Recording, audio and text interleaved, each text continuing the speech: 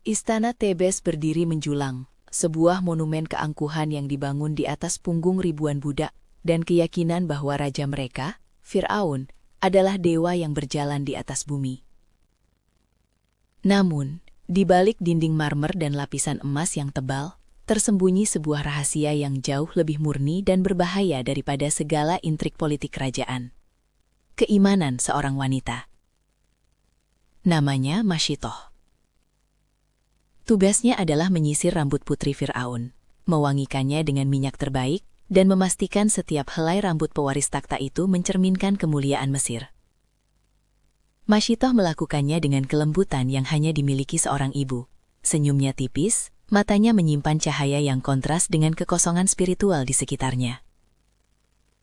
Bagi sang putri yang masih belia, Masyitoh bukan hanya seorang tukang sisir. Ia adalah sumber ketenangan, cerita-cerita tentang bintang yang jauh, dan bisikan kebaikan yang asing di telinga seorang anak raja. Setiap pagi, saat Masyitoh menyisir rambut putri, ia berdoa dalam hati. Doa-doa yang bukan ditujukan kepada patung Ra atau Amun, melainkan kepada Allah, Tuhan yang Esa, yang telah mengutus Musa sebagai utusannya. Keimanan ini ia sembunyikan seperti permata paling berharga di bawah tumpukan kain sutra. Namun, kedekatan Masyitoh dengan putri Fir'aun tidak luput dari perhatian. Di dalam istana yang penuh ular, terdapat satu ular yang jauh lebih berbahaya daripada Fir'aun sendiri. Ia adalah Amunet. Amunet, kepala penasihat pribadi putri Fir'aun. Ia adalah wanita cerdas, ambisius, dan dingin, yang telah menghabiskan bertahun-tahun merancang langkah-langkah politik untuk memastikan ketika Fir'aun mangkat, putri akan naik takhta di bawah kendalinya mutlak. Amunet membutuhkan pewaris takhta yang mudah dibentuk, patuh pada tradisi, dan sepenuhnya buta terhadap ajaran monoteisme yang mulai menyebar perlahan di kalangan budak. Setiap kali Amunet melihat putri Firaun tertawa lepas mendengar cerita Masyitoh, atau melihat kelembutan di mata Masyitoh, sebuah kecemburuan membakar hatinya. Wanita itu terlalu akrab dengan sang putri, bisik Amunet kepada dirinya sendiri, matanya menyipit. Dia bukan hanya menata rambut, dia menata pikiran. Jika virus monoteisme itu menjangkiti pewaris, seluruh rencana politikku akan hancur menjadi debu. Bagi Amunet, Masyitoh bukan ancaman agama. Ia adalah ancaman politik yang harus disingkirkan sebelum Masyitoh berhasil mengubah putri Firaun menjadi seorang pemberontak tanpa mahkota. Pagi itu, udara terasa panas dan lembab. Putri Firaun duduk di bangku emas, rambutnya terurai seperti air terjun hitam yang tebal. Masyitoh dengan hati-hati memegang sisir gadingnya. Tiba-tiba, tanpa sebab yang jelas, sisir itu terlepas dari genggaman Masyitoh dan jatuh ke lantai marmer dengan bunyi denting kecil. Sebuah kesalahan kecil, namun kesalahan yang fatal. Secara refleks, tanpa berpikir, Masyitoh mengucapkan frasa yang selalu menjadi penopang hidupnya, bisikan yang menenangkan jiwa. Bismillah, dengan menyebut nama Allah. Di sudut ruangan, Amunet sedang mengatur lipatan tirai. Keheningan istana yang mencekam membuat bisikan Masyitoh terdengar jelas, tajam menembus udara. Amunet berhenti bergerak, kepalanya sedikit miring, matanya yang tajam menatap Masyitoh yang seketika pucat pasi, menyadari kekeliruannya. Bismillah, tanya Amunet, suaranya tenang, namun mengandung racun. Bismillah siapa Masyitoh? Bukankah Firaun adalah Tuhanmu dan Tuhan kami semua? Masyitoh berusaha mengendalikan getaran di lututnya. Hamba hanya tersandung Nyonya Amunet, itu hanya kebiasaan lama. Amunet tersenyum sinis. Kebiasaan lama, di istana ini tidak ada kebiasaan yang lebih tua daripada pemujaan terhadap yang mulia Firaun. Jangan coba-coba menipu saya, tukang sisir. Mata saya melihat lebih jauh daripada kilauan emas di kepala putri. Saya melihat kegelapan yang coba kau tanamkan. Putri Firaun, yang masih terlalu muda untuk memahami ketegangan yang terjadi, hanya melihat dari balik bahunya dengan kebingungan. Malam itu, Masyitoh tidak bisa tidur. Ia tahu, Amunet bukanlah pengawal bodoh yang bisa disuap. Amunet adalah otak di balik mahkota, dan ia tidak akan membiarkan kesempatan ini lolos. Keesokan harinya, panggilan resmi dari Dewan Agung tiba. Masyitoh diminta menghadap Firaun di ruang audiensi utama. Jantungnya berdebar, namun di tengah ketakutan itu, sebuah ketenangan supranatural merayapi jiwanya. Ia mencium keempat anaknya, 3 balita yang masih aktif, dan 1 bayi merah yang baru lahir sebelum meninggalkannya di bawah pengawasan tetangga. Ruang audiensi itu sangat besar, dihiasi dengan hieroglif yang mengagungkan Firaun. Di tengah ruangan, duduk di singgasana emas, Firaun tampak seperti raksasa sombong, mahkota ularnya berkilauan memantulkan cahaya. Amunet berdiri di sisi kanan Firaun, senyumnya dingin, penuh kemenangan. Ia telah berhasil mengatur panggung. Masyitoh, suara Firaun menggelegar seperti guntur di padang gurun. Dengarkan baik-baik tuduhan yang disampaikan oleh penasihat paling setia di istanaku ini. Kau dituduh menyembah dewa lain, menyebarkan racun pemberontakan di kamar putriku sendiri.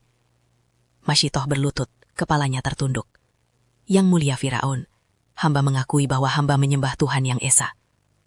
Seluruh aula terdiam, para pejabat saling pandang dengan ngeri.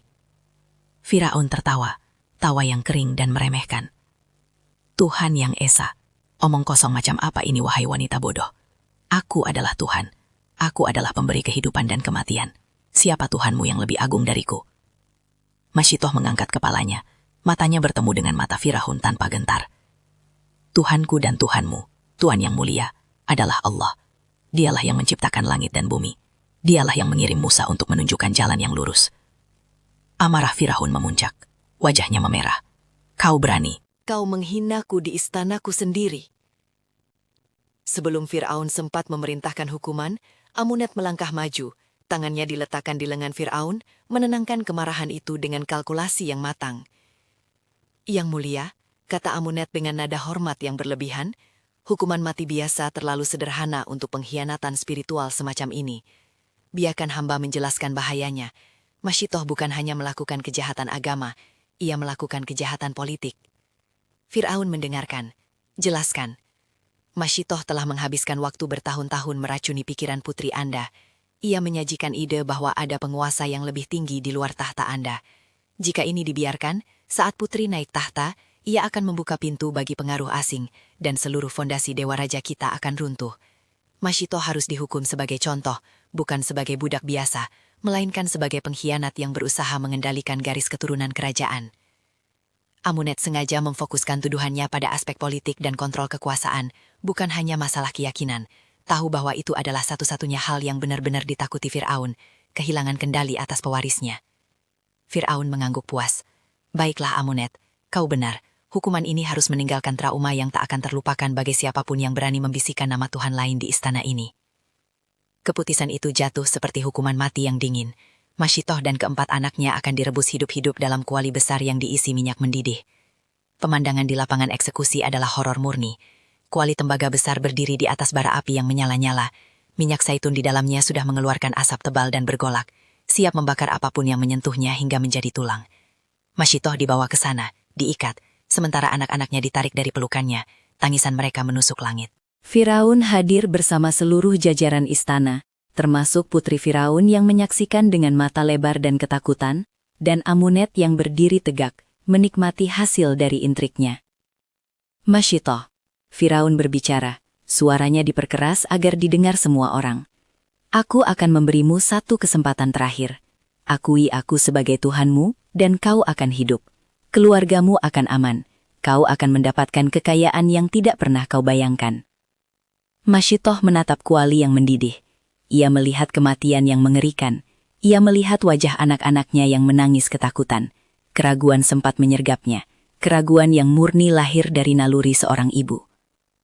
Ya Allah, ini terlalu berat, bisik Masyitoh dalam hati. Air mata membanjiri pipinya. Firaun memberi isyarat kepada Algojo. Anak pertama Masyitoh, seorang gadis kecil yang ketakutan, diangkat. Pilih Masyitoh, hidup atau kematian di hadapan dewa yang lemah, teriak Firaun. Masyitoh memejamkan mata, membiarkan suara takbir menguatkan suaranya. Tuhanku adalah Allah, aku memilih kebenarannya daripada tahta dan kuali apimu. Dengan brutal, Algojo melemparkan gadis kecil itu ke dalam minyak yang menggelegak. Jeritan mengerikan yang terdengar hanya sesaat, segera digantikan oleh suara gelembung minyak. Masyitoh menjerit, jeritan yang merobek pita suaranya. Namun ia menahan diri untuk tidak jatuh. Satu persatu, anak-anaknya dilemparkan ke dalam kuali maut itu. Setiap kali anak itu hilang ditelan minyak, sebagian jiwa Masyitoh ikut terbakar. Amunet tersenyum tipis, pengaruh Masyitoh telah dimusnahkan. Kini giliran bayi merah Masyitoh. Bayi itu baru berusia beberapa bulan, terbungkus kain. Algojo memegang bayi itu di atas kuali. Melihat malaikat kecilnya, Masyitoh merasakan imannya hampir runtuh. Rasa sakit melihat 3 anaknya mati tidak sebanding dengan keputusasaan yang ia rasakan melihat bayi tak berdosa itu. "Cukup, Firaun. Biarkan bayi ini hidup," teriak Masyitoh, memohon. Firaun tertawa. Tidak ada tawar-menawar dengan dewa lain. Jika kau tidak menyangkal Tuhanmu, bayi ini akan menjadi yang terakhir. Masyitoh menangis histeris. Ia tidak bisa lagi menahan beban penderitaan ini. Ia hampir membuka mulutnya untuk mengucapkan sumpah palsu demi menyelamatkan nyawa bayinya. Tiba-tiba, sebuah keajaiban terjadi. Dari kain kafan bayi itu terdengar suara kecil, bening, namun menggetarkan hati. "Ibu, bersabarlah. Sesungguhnya kita berada di atas kebenaran. Jangan takut, Ibu. Surga menanti kita." Suara bayi itu, bisikan kenabian yang datang dari mulut makhluk tak berdosa, meredakan semua keputusasaan Masyitoh. Air mata Masyitoh berubah, dari air mata kesedihan menjadi air mata syukur dan keteguhan. Kekuatan ilahi memenuhi dirinya, melenyapkan rasa takut akan api neraka dunia. Ia menatap Firaun, wajahnya kini diwarnai kedamaian yang aneh. "Terima kasih ya Allah, kau telah menguatkanku." Masyitoh menoleh kepada Algojo, suaranya kini mantap dan jernih. "Lakukan tugasmu, aku ridho. Aku memilih surganya daripada kekuasaan Raja Mesir yang fana." Algojo melemparkan bayi itu ke dalam kuali. Keheningan total menyelimuti labangan. Tidak ada lagi jeritan, hanya bunyi gelembung minyak yang kejam. Masyitoh lalu berbalik menghadap Firaun untuk terakhir kalinya. "Firaun, jika kau benar-benar Tuhan, izinkan aku mengajukan permintaan terakhir. Setelah jasad kami menjadi bubuk, tolong kumpulkan tulang-tulangku dan tulang anak-anakku dalam satu kain, dan kuburkan kami bersama." Firaun, yang terkejut dengan ketenangan wanita yang baru saja menyaksikan kematian semua anaknya, mengangguk. Masyitoh melangkah maju ke tepi kuali. Ia menarik napas dalam-dalam, menatap langit biru Mesir. Ia tidak melihat api, tidak melihat minyak. Ia melihat gerbang surga yang telah terbuka lebar, dan 4 malaikat kecil menunggunya. Ia melompat. Saat tubuh Masyitoh menghantam minyak yang mendidih, uap tebal segera naik. Uap itu, yang seharusnya berbau hangus dan darah, justru menebarkan aroma yang aneh. Wangi yang semerbak, seperti wangi kasturi terbaik, memenuhi udara istana. Wangi itu begitu murni, begitu surgawi, hingga para prajurit pun terpaksa mundur. Putri Firaun menyaksikan seluruh peristiwa itu, menggigil ketakutan. Ia melihat bukan hanya pembunuhan, tapi kemuliaan yang tak bisa dijelaskan. Amunet, sang penasihat politik yang cerdas, tersentak mundur, mencengkram dadanya. Rencananya berhasil, Masyitoh mati, tetapi aroma kebenaran itu telah menembus pertahanannya. Ia telah memenangkan pertarungan politik, namun kalah di hadapan keagungan sebuah pengorbanan suci. Wangi itu, wangi surga yang dicium para saksi Firaun, menjadi bukti abadi akan kebenaran yang dibawa Masyitoh.